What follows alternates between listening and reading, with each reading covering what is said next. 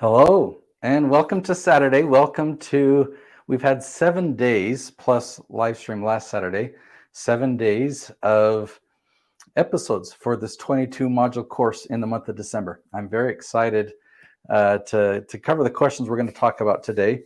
We're kind of getting into the meat of things. So I'm excited about that. Those of you that are live, I will try and answer your questions if you post them here. The easiest way to do that, though, is to go to asknate.net.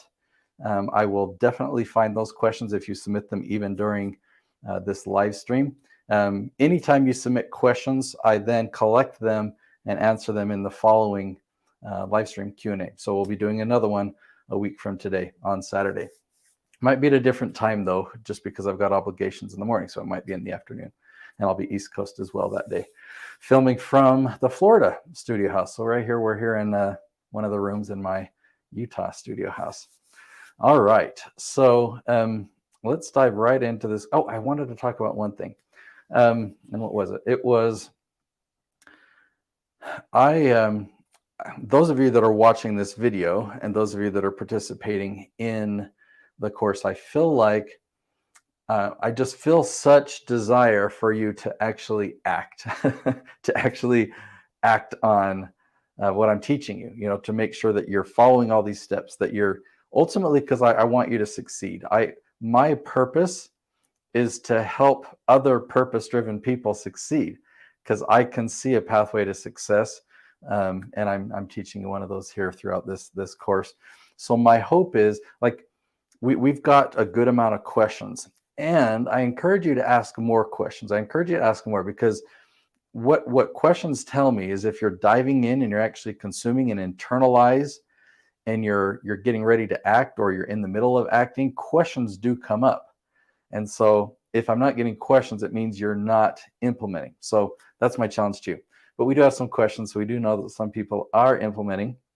You're obviously here, and I commend you for that. Okay, so we've actually got a couple questions from Dave from British Columbia, Canada. I split them up. Well, he sent them 2 different times, so we'll address the other one in a moment. He says, general question about channel subscription numbers versus video watch numbers. I understand the idea about low volume, search focused videos and getting a trickle of views every day and hopefully increasing over time. And he's talking about my channel. So Nate, you have 66,000 subscribers to your channel, yet your recent videos are only getting 100 to 200 views. Can you explain a bit about the relationship between subscribers and views? They definitely do not seem to correlate. Thanks so much, Nate. All right, so I want to give you a little history on the channel, because the quick answer to your question is subscribers and views do correlate. On these type channels that we're talking about, typically we'll have way more subscribers than views. We're on a channel that's like a vlog or more entertainment style channel. I mentioned Mr. Beast because his is such a fun channel. He's got 115, last I looked, probably 120 million subscribers now. And when he launches a video, for it to get 50 million, 60 million, 80 million, I mean, that's actually possible. So that's not every one of his subscribers, but it's a high percentage. If he only gets 30 million, that's kind of a dud video for him. And that would be, we'll just say 100 million subscribers, 30 million views on a video. That's a 30%. But look at my numbers. I've got 66,000 subscribers, and let's say a video only gets 100 or 200 views. That's a much smaller percentage. I'm going to explain some of the things that I've done on my channel that have hurt it, but how it is actually growing now, what I'm doing differently. If you were, just to be honest, if you were to judge my strategy based on my channel, like the Nate Woodbury channel, you probably wouldn't want to hire me. So why do people hire me? Well, it's because I'm the producer for the Noel Randall channel, the Paul Jenkins channel, the Nickling Peck channel, the Chris Crone channel, 30 plus different channels that I've been the guy behind the scenes, the strategy, and making them the star of the show. And their ratios aren't like Mr. Beast, where you've got 30 to 50% of views to your subscribers. With our channels, it's definitely a lot lower, but ours is a lead generation channel. That's kind of the nature of the beast. The more let me give you some clarity just by telling you some background on my channel and kind of the biggest struggle that I've had in the last couple of years. So, I make a lot of videos about YouTube, and people that are interested in my videos are also interested in entrepreneurship topics. And so I've talked about even hiring and why I hire people in the Philippines. Well, those videos really took off, but guess what? YouTube started promoting them to people in the Philippines that are looking for jobs, not entrepreneurs, not people that are wanting to succeed on YouTube. They're people that are wanting a job. In fact, I've had one video get millions of views. And so my channel really took off for not the intended audience, right? But I loved that growth. And I'm like, oh, this is great. So let me feed that. So I actually fed it and fed it and fed it. And then I was like, how come all these videos over here are now, because I grew this audience, and this audience over here, they're different. Like, this audience did not like these videos, and this audience, it's not that, maybe this audience did like it, but what I do know for sure is the huge audience, they weren't interested in my YouTube content or my entrepreneurial content. They're not entrepreneurs. They don't have businesses. So that's actually what really hurt. About a year ago, or maybe it was, I don't know, a year ago or so, I actually took down a lot of my Philippine content videos, and boy, did my channel tank. And then I changed my mind like a couple months later, and I put them back. They didn't really, they came back gradually and slowly. I want to show you another example. I've got up on the screen here the channel Amanda Hovarth. In this video, the true cost of fast YouTube growth. Feel free to go and watch this video. I agree with a lot of what she says. Some of her conclusions I don't have the same opinion on, because we have different strategies. But her experience, what she describes, is she actually, on her channel, she made all of her content on YouTube topics, like how to YouTube this, how to YouTube that. And she actually got traction for those. But then she wanted to talk about other topics. I can't remember what they were. She mentioned it in that video. The videos of hers that I've seen are only the YouTube ones. But she made videos on other topics that she was passionate about. And she's kind of gained or built two different audiences. And her experience is, she said, only the YouTube topics get me results.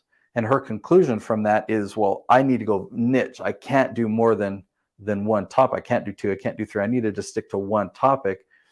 That's the part that I don't necessarily agree with, because on the Noel Randall channel, we've covered many topics. On the Paul Jenkins channel, we've covered, parenting, relationships, and positivity, mindset. So, you can do it where you cover multiple topics. But where she's had a lot of momentum in one, if the other topic that you're doing is a different audience, if they're not the same audience, then you are actually shooting yourself in the foot. So that's essentially what I've done on my channel, and why I'm looking at the wrong. I've got three computers here, and I'm trying to figure out which one to click. So that's essentially why I've got such a low amount. But the good news is, very good news is, I'm obviously doing this campaign for a reason. I've got a lot of successful channels. Many of the channels that I produce, I do not own. I have clients that pay me, and I produce their channel, and they're the owner of their channel. But there are also a lot of other channels that I do own, or I'm a 50% owner of. And those, all of those channels, all the above, in every case, all of them are performing. It was actually, like, the Nate Woodbury channel for many years was actually an afterthought. Not an afterthought, but it wasn't like my primary focus. There were lots of periods of time where I didn't even post videos, but it's one of my main focuses right now, actually, this Nate Woodbury channel.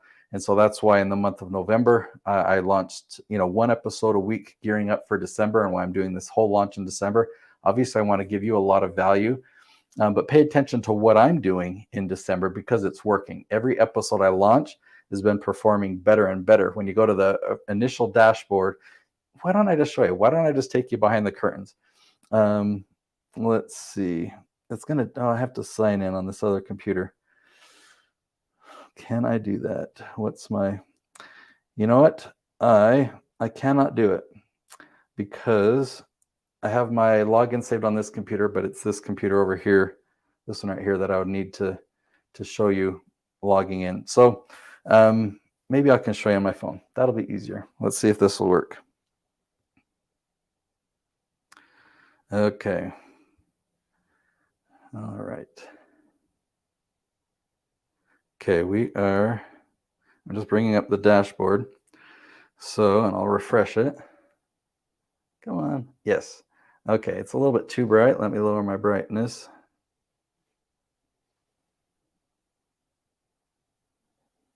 There we go. Okay, so you see down here how it says the last video that I launched, it's got 99 views and it's ranking number 1 out of 10. If I click that 1 out of 10, you can see that in the first day and 3 hours, this video's got 99 views. But the second most performed video had 96. The one before that, 84, 82, 77, 76. Okay, so that's what I wanted to show you. Each video that I've been launching has been progressively getting better. So the episode that launches on Monday will probably get more views in that same time frame. And it's a small amount, but again, it's valuable. Like if I launch a video and it gets 100 views, it's like me going on stage and speaking to 100 people. Right now, live on this live stream, there are 3 people here. Welcome, glad to have you here. And imagine if there were 100 people here on a live stream. Well, that's kind of like what a YouTube video is. And throughout the course of the next 24 hours, there will be a lot more people that will watch this recorded. So welcome to you guys as well. Okay, let's move on to the next question. We've got Joel from California. He says, what's the time commitment for ideation? Okay, this is a good question. Filming for a whole day sounds doable, but outlining and scripting 20 videos seems like heavy lifting. Okay, so you are correct. The outlining or scripting the videos, that's actually harder brain work. It's exhausting to me. Like, that's why I teach so strongly you can't do that part during filming day. If you finish filming an episode and then you need to take some time to think and kind of outline a few more points to your content before you hit record again, it's just going to make that day miserable because, one, you're filming 20 episodes in a day and it takes time. And it's physically exhausting, but it's mentally exhausting. So by the time you're on episode 15, you're like, man, when is this day going to end? However, if you prepare your outlines ahead of time, you take care of that mental exercise of work in the scripting. It makes it a lot better. So what I think Joel is asking here is, how long does it take? Now, if you're writing word for word scripts, if you're writing it out word for word and kind of crafting everything in detail how you're going to say it, that takes a long time. Typically, it takes me a couple of hours. If I'm going to make a 10-minute video, it'll take me a couple of hours to write a script like that. And that is a lot. I mean, 20 episodes, that's 40 hours. So that's a full week, right? But that's not what I do. I do that on rare occasion for very specific episodes. But again, I'm not doing 40 hours. That's just 2 hours for one episode. But when I was last in Florida, I filmed 20 episodes, and they were outlined. They're outlined with talking points, and that's what we do for the majority of the videos. That's what I teach when my clients come and film with me. Those are the type of episodes that we film. So when you do the keyword research, it makes it really easy. And let me just clarify before I go into that. When there's a video that I've really heavily scripted, it's come from an idea and something that I really want to compare, or I'm doing a reaction or review to somebody else's videos, and so I've got to grab clips and piece it together, and then kind of decide what I'm going to say in between. Those aren't my leaf title videos. In the beginning for you, and in the beginning means the first year, you probably don't want to focus on any of these other types of videos like I just described, because you're not going to get any views. You don't have any momentum on your channel yet. So you just want to do 100% leaf videos so you can start to build that momentum, and they're way easier to script. Okay. So with that, you do the keyword research, you find your leaf title. So you know what the name of your episode is going to be, and you know the topic, right? So as you're preparing, it's like, All right, if somebody were sitting down with me right here and they asked me that question, what would be my answer? And you write down, oh, well, I would talk about, consistency. So you write down the word consistency. Then it's like, persistence. So you write down persistence.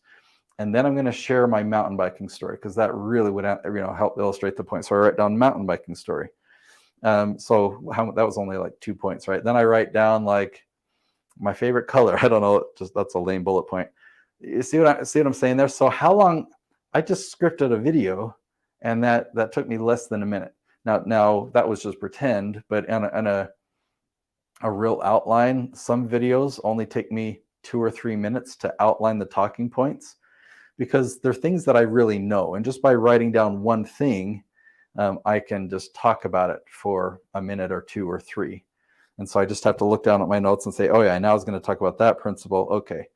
Right. And then you deliver it. So it might take me 2 or 3 minutes, as long as 5, sometimes maybe 10 minutes for one of those. But so hopefully that makes sense. If you are, let me just give you in total, like I know Paul Jenkins, he typically will spend about 4 hours so he sets aside 4 hours of kind of outlining time a week ahead of his filming day. So then he sends us his outlines, ahead of schedule. Some clients a bit longer. Brand new clients that aren't used to this, what they'll typically do is they'll put in like a couple of days. I don't know if it's full 16 hours, but let's just say 10 to 12 hours of work into their outline. And I look at it, I'm like, okay, this is a lot. They put a lot more points than they needed, and they kind of scripted it. Not that they plan on reading it word for word, but but instead of, like, my outline might be a third of a page or a quarter of a page, so I can have 4 outlines on a page, or even 5. They might have a page and a half or 2 pages for just one video. Well, what ends up happening is we hit record on filming day. And again, this is their first time, and I give them feedback. And a lot of times, okay, I'm saying 2 things. We can, we hit record and we get going. And by the time we get to the end of the video, we've recorded for, 25 minutes, 23 of that is content, 23-minute episode. And it's like, you know what? We should have divided that into 2 episodes, which we actually do sometimes. To do that, you want to film 2 different intros and 2 different outros, 2 different, calls to action at the end of the video to wrap it up. But you can say, all right, so that's the end of part 1. Tomorrow's episode will be part 2, or something like that. Also on the same topic, there's just so much here. So, and then when they get the hang of it, they realize, oh, wow, I really was over prepared. And they have a contrast because we're filming 20 episodes in a day. They will see, I was over prepared on this one. This one was just right. This one I was underprepared. Like, underprepared typically means you just need to add a story and you'll have 10 to 12 minutes of content. But the first filming day, so the first day that you do this, the first day that you film 20 episodes in a day, it's really a great learning experience. So that's why I seriously recommend that you do that. Schedule a whole day, even if it means taking yourself out of your home where you normally film, or out of your office where you normally film. Rent a vacation home. That's where I used to do all my filming with my clients. They'd fly into Utah. I'd rent an Airbnb. That would become our filming studio for the day. There's no distractions. There's no, people coming into the kitchen to get food, or toilets flushing, family in the background, or coworkers or anything. You just have this place dedicated for the day for filming, and it's an accountability. It's like, I rented this space. I've hired, somebody to come in and run the camera for me. So you've got that accountability. And when you film 20 episodes in a day, you'll really learn the ins and outs of this question. All right. Was there any other parts of this question? Okay. I think I got that one. Okay. So the next question is from Brian in Montana. He says, when doing keyword research with the Keyword Magic tool, do you consider keyword difficulty in your choices? So let's actually go over here and see. And the answer is no, I don't consider it. Let's take a look at it. Let's see here. I think the zoom on this is quite big. Okay, so yeah, it says Katie percentage. How to recover lost. Okay, that was from a video I filmed last week. Let me see. I want to put myself on the screen there. There we go. Oh, and I need to take this off, don't I? There we go. So now you can see it. So in this case, how to recover lost Final Cut Pro project that has a search volume of 20. So that would be a leaf title that I would approve, that I would say is gold, right? And then you look next to it and it says Katie percentage, and it says keyword difficulty, shows you how hard it would be for a website to rank organically in the Google top 10. So that type of phrase is not going to get a website to rank. But we're not talking about websites, we're talking about YouTube. YouTube always ranks in the top 10, especially on Google, because Google owns YouTube. So often it says not applicable or not enough or whatever that stands for. In our case, it's good. So the answer, the full answer to your question, solid answer to your question is no. I don't consider that. I actually don't use any of the other data that's on the screen there for that reason.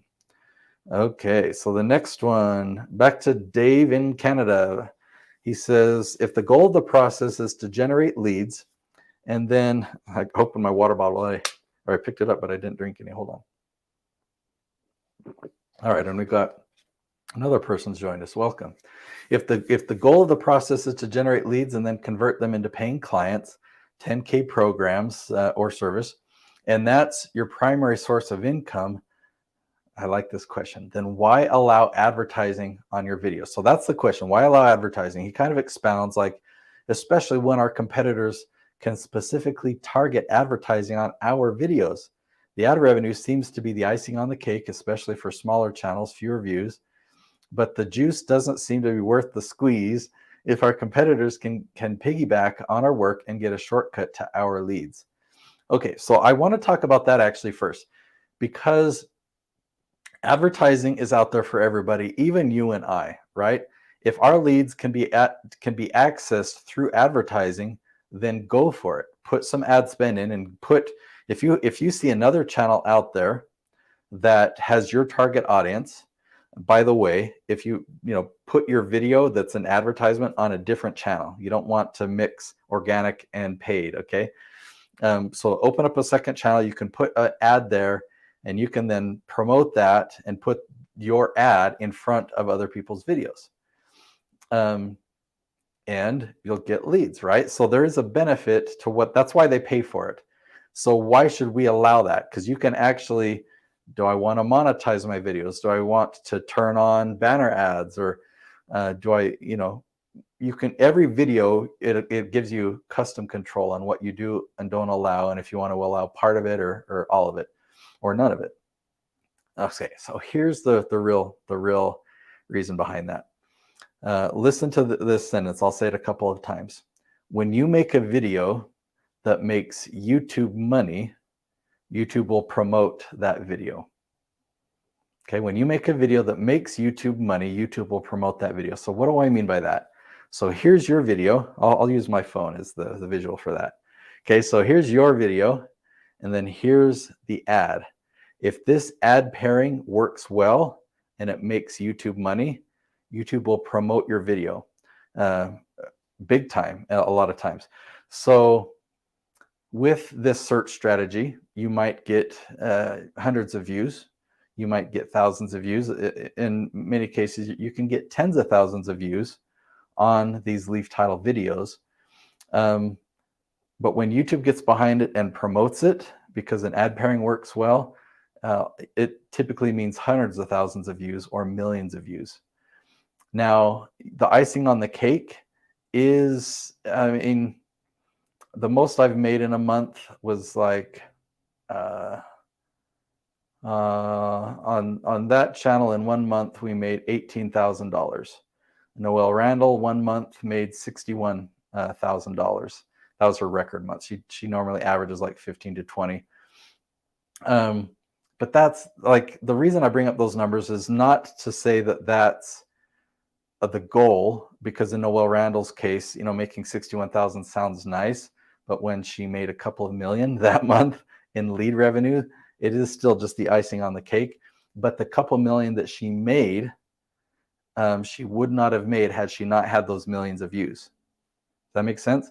So people know the difference. When a viewer is on YouTube and they're used to watching YouTube videos, they see ads all the time. They know that they're ads. They know how it works. They've played the game. And when they click on your video and they see an ad first, they're used to it. They know that that's not what they clicked on, but they know it's an ad, and a very small percentage act on those ads. That's just how paid advertising works. That's how Facebook ads works. A very small percentage actually act on those ads. But they watch it for as long as they need to. A lot of times you can skip it after 5 seconds or whatever. And then they watch your video, and there's a contrast because in the promo video, they were getting a sales pitch. It was being pushed on them. Like you don't want, like if you were making a promo video, yours wouldn't be pushy, right? Well, it's still, you're promoting something, but there's a big contrast. As soon as that ad is done and it jumps into your video, you're not promoting anything, and it's like and there's actually relationship building. You're answering their question. You are what they are here for, right? If people find you through search, they type in a question, they click on your video, and they see an ad. That's an annoyance because this is not what I was searching for. Okay, let me wait. Okay, fine, the ad's over. All right, here's what I came here for. Finally, I get to watch this. And so, absolutely. So hopefully I answered your question. Why allow advertising on our videos? And that is why, because we want YouTube to promote us, and we don't have to pay YouTube for that promotion. YouTube pays us. So whether it's $61,000 in a month or whether it's $61 in a month, we get promoted by YouTube, and we don't have to pay for that promotion. YouTube pays us. Okay, good question. Hopefully that makes sense. Let me know if you have any follow-ups. I'll go to I think this is the last question we have here, and then I'll check to see if any more live people have submitted questions. Oh, Dylan from down the road. That means Utah, because that's where I am, and we've met in person. Do you recommend I do strategy sessions for my $100 to $200 per year products? That's a good question, because I talk a lot about my, a $10,000 price point. So Dylan, I do recommend that you really put some thought, and I'll answer your question, but I'm going to say this first. I really do recommend that you put some thought into a higher tier program. That might be $1,000 in your case. Start there, and then down the road, increase that to 2, increase it to 5, increase it to 10. But think about this. Let me ask you a direct question. If somebody were to come and pay you $10,000, and because they just know that you are the best fit for them, it's like, I need your help. I am here, and I need to get here. And Dylan, I'm going to pay you $10,000. You can help me get here. What would that journey be, and where would you take them? Think about that. You might not come up with a quick answer, but spend some time really thinking on it. That is the ultimate question. When you can answer that, then you can create it. Okay, so the reason that I bring that up is the answer to your question here. Do I recommend strategy sessions for a $100 or $200 product? The answer is absolutely yes. I'll give you several reasons. And to tie in what I was just talking about, if you're talking on the phone and, let's say you have a lower closing rate and you talk to 10 people and only one person buys a $100 program, it's like, man, was that worth it? That was so much work, 10 conversations, however long that took. Let's say it's 30 minutes and you're really quick, efficient. And so you do 5 hours of calls and it makes $100. It's like, how much of that $100 is profit? But if you've got $1,000 program, chances are that there'll be a person that you talk to that's actually going to be a better fit. The $1,000 program is going to be a better fit for them. With a lower ticket program, you'll have more than that. You'll typically have a third of people close on a program, and it's really whatever the program is that you're most comfortable with. You'll typically close a third of those. So the other point I want to make in answering your question of why I say yes, do it. If you're just relying upon a landing page to make the sale, your sales numbers are probably going to be in the percentage range of 1%, 2%. right? So out of 100 people that show interest, that click on the link to go to that landing page to buy your product or program, only 1 or 2% of those. And there's going to be lots of different variations. There's going to be some people that have 0. There's going to be some people that have 5. If there's somebody that has 10, I want to know about it. But I'd say 2%, But if out of those 100 people, if you have conversations with them, if you have 100 conversations, you're going to sell more than 1 or 2. 10 would be low. 10 people would be low. So you're just use the expression, you're leaving a lot of money on the table, or maybe we'll just call it opportunity, or there's a lot of value that people just aren't getting because you're not willing to jump on the phone. But I understand your question. It's like, when the pricing is low, is it worth that step? Absolutely. You're going to learn so much by talking on the phone, because it's not like you're going to learn throughout this course later in the month, right here in December. Again, this is a 22 module course, all throughout December. We're going to learn about how to, what is the word? How to handle is not the right word. How to facilitate, how to do, how to do a strategy session, how to be effective, right? What you talk about in the beginning of your conversation, what you talked about next. There's basically 5 different steps to a strategy session. So if you're having conversations like that, like you're going to learn, then you'll find a lot of people that want your $100 to $200 program, and you'll find some that want your higher price point programs. And really, to think about a $10,000 price point, if you put your mind to it, if people say, I am stuck, I want to get here, I want to pay you $10,000, like what could you offer that would be more than worth $10,000 for them to get there? I have a program. Why do people pay me? My program's $12,000. Why do people pay me $12,000 for a program? Well, it's because I have a destination that's going to help them, one, make way more money back than the $12,000. It's going to really help build momentum and a lot of other things.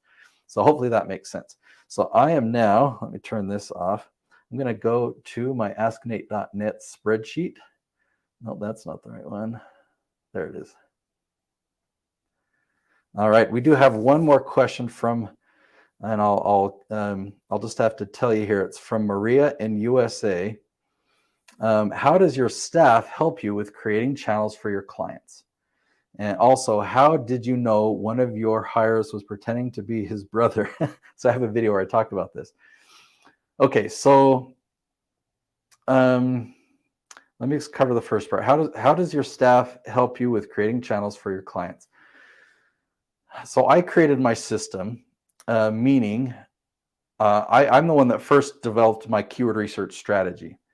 And so I figured out how to use the tools, and then I showed my team, here's how you do the keyword research. Even still to this day, I mostly do the keyword research, but the step after that would be we do filming. And as you know, I've got local videographers, a team here in Utah and a team in Orlando that do the filming for me. But once we get that footage uploaded to Dropbox, I have one of my team members in the Philippines that will then organize all that footage into 20 different folders and give it names and put it into our project management system. Basically, it's 20 different projects. One episode is a project. And then I have editors that will see, I've got a project assigned to me, and they will then open up Adobe Creative Cloud. I pay for that. That's their access to that software. And they get to editing that video. So, the first video editor that I hired, I showed, it was him. I showed him how I edited the videos, what I started with, what I finished with, and trained him to do the same. And I hired a few more people. Well, eventually, one of those first hires showed some leadership ability. So then when I hired a new person, he could train a new person. So I've got 23 people on my team now, many of which I did not train, but I trained all of them in the beginning.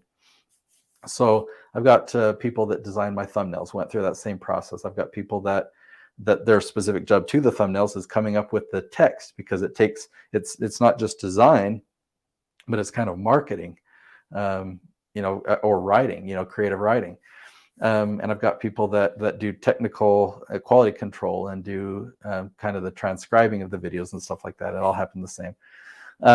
So the question about someone who is pretending to be his brother, I don't think that's a, go ahead and email me. I don't know.